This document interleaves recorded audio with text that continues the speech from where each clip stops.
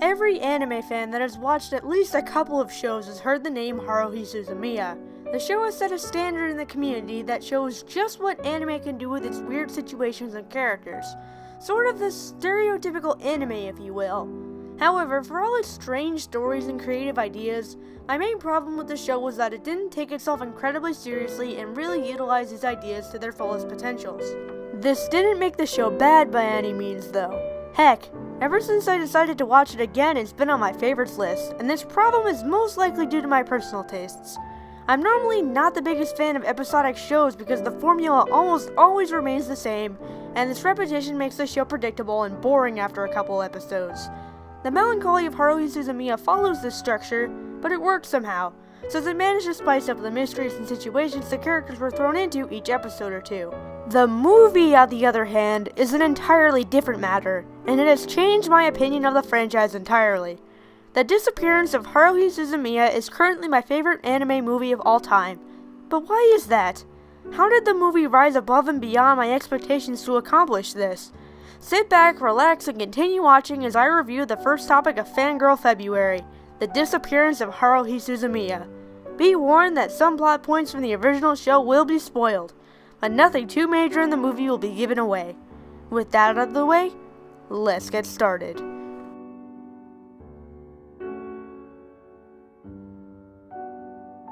Something that made the original series entertaining was the show's ability to make ordinary activities feel large and heavy, using the plot device known as Harhui Suzumiya. You see, Harhui is somewhat of a god, at least according to Koizumi, and is able to control time and space. Don't question it, you'll just confuse yourself. Because of this, if Harhui becomes bored, then the world basically ends, and the show utilizes this to make its events all the more exciting, but at the same time doesn't overplay it. Now, imagine if the show removed that plot device, but still managed to keep its large scale without feeling forced. That is this movie in a nutshell. As the title suggests, Harhui has disappeared, and on top of that, the world around our normally satirical main character Kion is completely altered. His classmates are sick, Class 9 doesn't exist anymore, all of his supernatural friends are now normal human beings, and Ryoko Asakura is sitting behind him, which he should have been erased from existence. A bewildered and terrified Kion basically spends the entire movie trying to discover who changed the world and somehow change everything back to the way it was. While this plot does sound rather simple, the movie throws enough twists and turns into the story to keep you guessing and remain invested. It focuses more on the how and the why rather than just trying to get Haruhi back. And in my opinion, this relatively unassuming plot is one of the best I've ever seen. Every plot twist makes sense, every direction the movie takes feels natural and fits into the story, and the pacing is near flawless. While some may think the pacing of the first half is too slow, I was never bothered by it, as it built atmosphere and showed how Kion reacted to this new world, which is vital to understanding his motivation. Not to mention just how perfectly past events in the story tie into this movie. The movie explains to the audience what important events happened previously and gives enough details so that even people who haven't seen the show can understand what's going on. The reason all these events tie in together into this singular movie is to draw emphasis to the main conflict, whether Kion wants to live a normal life in this new world or not, making this movie the perfect conclusion to the franchise. Now, I would discuss Kion's decision at the end, but that would take up a lot of time and would basically spoil the entire movie. My recommendation is watch the movie and come up with your own interpretations as to why Kion made his decision and what messages the author tried to convey through this choice. For me, I thought the author was trying to show how the world can't just be altered to fit the needs of a singular person, because then you'd have to change the lives of everyone around you. To quote the light novel, we all find ourselves wishing for a complete redo at some point in our lives, and all of us have dreamed about changing reality to suit our individual means. However, that would normally be impossible, and probably not a good idea. In other words, life isn't really fair, and no matter how much you want to change it, that's how it is, and you have to learn to deal with it and move on. Not everything will go your way. But you should also find ways to enjoy what it is you're given, and know that people will be there to help as long as you say something. And considering how crazy and strange the situations were in the TV series, you can say that this was the perfect message to end this franchise with. Oh, at least until the disappearance of Nagato Yuki-chan comes out, but that's a spin-off, so I'll let it go. Is anyone else excited for it besides me? Because I sure am.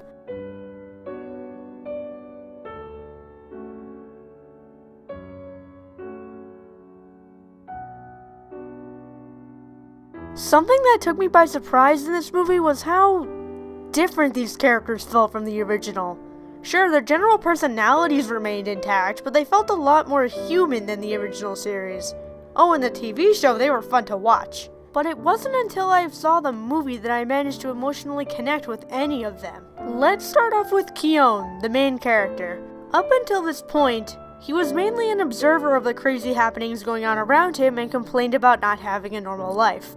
But now that he's been thrown into an unknown situation where he's the only person who can fix the world, and his supernatural friends are completely unaware of what's happening, well, he panics.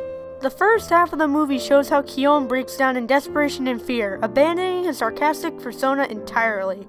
Then, as he solves the mystery, he begins to question whether he even wants to go back to his old reality, where all he did was complain and be thrown into chaos every day. This movie details his development from a spectator to someone who learns that he has to actively take part in these occurrences if he wants to remain safe and comfortable.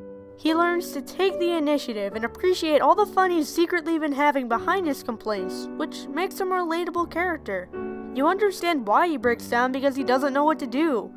And as he scrambles for answers to his perplexing problems, you see that he's not just some character who takes everything in strides, but a human who has no idea what to do in a time of crisis because he relied too much on his friends. This reliance also comes into play with the character of Yuki Nagato.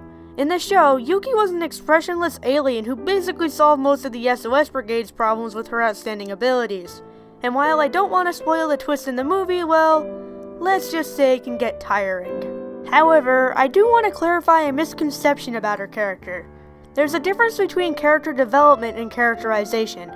Character development is the author's way of showing how a character changes, while characterization is the author's way of displaying who a character is. Most people say that Yuki's development in this movie was fantastic, and I don't agree because she doesn't really change over the course of the movie. Yes, she does subtly change in the series, but what this movie did was expand upon her character, using characterization to allow the audience to learn more about her and her problems. And in that regard, the movie does a great job. The other SOS Brigade members don't really get enough screen time to be considered part of the main cast, but I did like some of the ways these characters tied into their real-world counterparts. For example, in Endless 8, Koizumi states that Kion should whisper into Haruhi's ear that he loves her, and while Kion objects, Koizumi suggests that he himself do it. This seems insignificant, but then when you watch the movie, Koizumi in the New World is in love with the Haruhi of the New World. And in the beginning of the TV series, Asahina states that she's part of the calligraphy club, and that's where she's found later in the movie. It's little touches like these that makes these characters' appearances worthwhile, and adds some more to their overall character.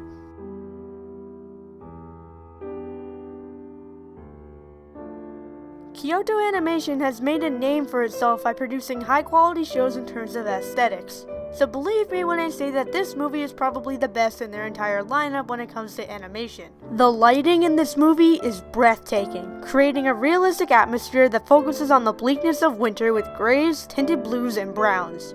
This acts as a contrast to the original show, which was mainly bright and colorful. The backgrounds look gorgeous with immense detail put into each frame. The movements are fluid for the most part, and the character designs are really good. I'd also like to mention the cinematography, as it made some scenes really stand out above the rest. As for music, I love this soundtrack. The songs are mainly renditions of classical music with a few originals thrown in. The soundtrack has a way of being relatively simple in composition, but is incredibly effective in setting the atmosphere and tone. My favorite track is... I can't pronounce it, and a link to the song will be featured in the description for you to check out. Finally, should you watch this in English or Japanese? My choice is English, for two reasons. Firstly, there's Crispin Freeman as Kion.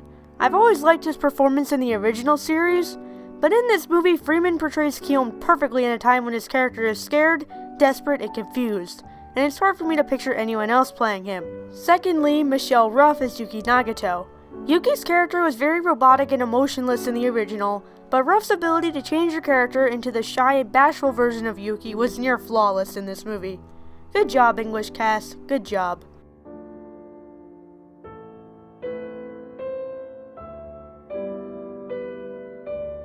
So, why is The Disappearance of Harhui Suzumiya my favorite anime movie of all time? Well, it's a fantastic mystery, is able to be emotional, exciting, intriguing, and finally, human.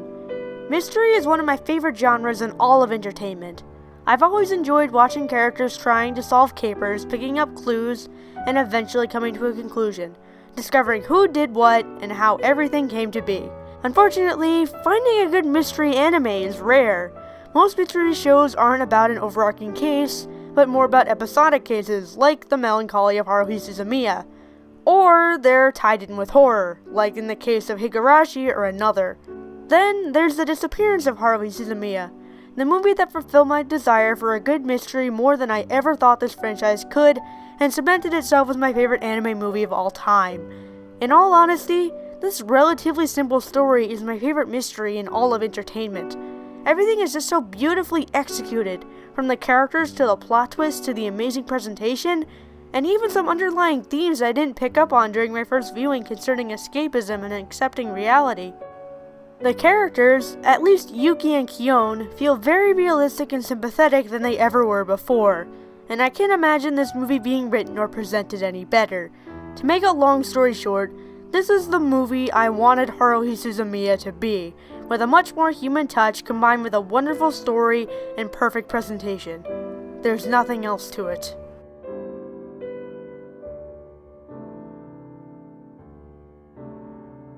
Overall, while the movie does have its flaws, like how the ending doesn't really make sense when you think about it, I still love this movie unconditionally. It's hard to find a mystery this well done, and at least in my opinion, this is the best of the best. Now let's move on to the scorecard, where I will rate this movie based on its story, characters, presentation, and personal enjoyment.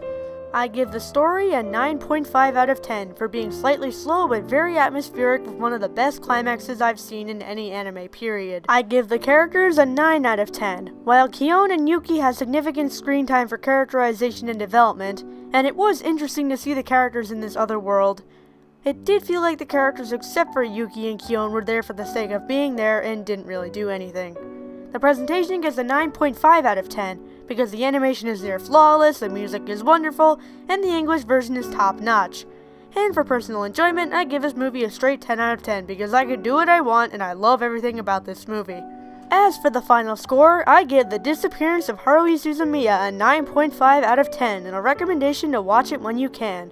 For alternate anime recommendations, I point you towards Patama Inverted for the mystery and suspense side of this movie, and Hyoko if you like the episodic mysteries of the original series. Well, that's all from me. I hope you've enjoyed this first episode of Fangirl February. Join me next time for my character review of Hachiman Hikigaya. See you then!